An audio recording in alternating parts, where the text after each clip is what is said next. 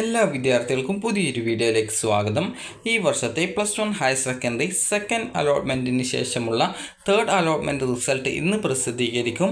ഇതുവരെ അലോട്ട്മെൻറ്റിനായിട്ട് അപേക്ഷ നൽകിയിട്ട് അലോട്ട്മെൻറ്റ് കിട്ടാത്ത വിദ്യാർത്ഥികൾക്കും അതുപോലെ തന്നെ ഇതുവരെ അലോട്ട്മെൻറ്റ് ലഭിക്കുകയും എന്നാൽ ടെമ്പററി അഡ്മിഷനിൽ തുടരുകയും ചെയ്തിട്ടുള്ള വിദ്യാർത്ഥികൾക്കും ഈ ഒരു അലോട്ട്മെൻറ്റിൽ മറ്റൊരു സ്കൂളിലേക്കോ അല്ലെങ്കിൽ മറ്റൊരു കോഴ്സിലേക്കോ മാറ്റം ലഭിക്കുന്നതാണ്. അലോട്ട്മെൻറ്റ് ഇന്ന് വൈകുന്നേരത്തോടെ പ്രസിദ്ധീകരിക്കും. അപ്പോൾ അലോട്ട്മെൻറ്റ് ലഭിക്കുന്ന വിദ്യാർത്ഥികൾ നിർബന്ധമായിട്ടും ജൂൺ 21 വരെ, അതായത് ജൂൺ 19 മുതൽ 21 വൈകുന്നേരം വരെ നിങ്ങൾക്ക് അലോട്ട്മെൻറ്റ് ലഭിച്ച സ്കൂളിൽ ജോയിൻ ചെയ്യാൻ സാധിക്കുന്നതാണ്.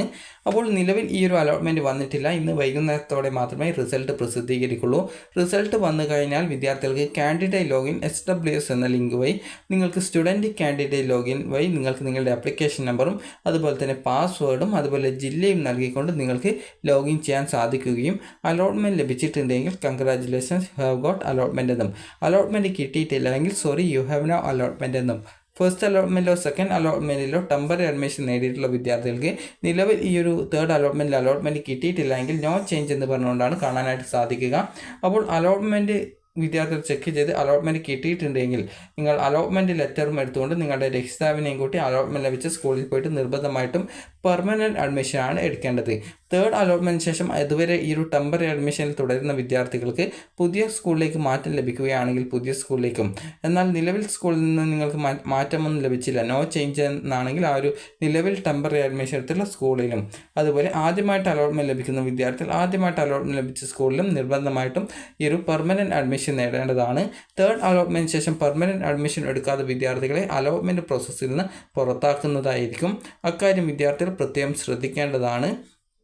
അതുപോലെ തന്നെ വിദ്യാർത്ഥികൾക്ക് ഈ ഒരു തേർഡ് അലോട്ട്മെൻറ്റിന് ശേഷം ട്രാൻസ്ഫർ അലോട്ട്മെൻറ്റ് ഉണ്ടായിരിക്കുന്നതാണ്. അതുപോലെ തന്നെ സ്പോർട്സ് കോട്ടയുടെ അതായത് സെക്കൻഡ് അലോട്ട്മെൻറ്റ് റിസൾട്ടും ഇന്ന് പ്രസിദ്ധീകരിക്കുന്നതായിരിക്കും.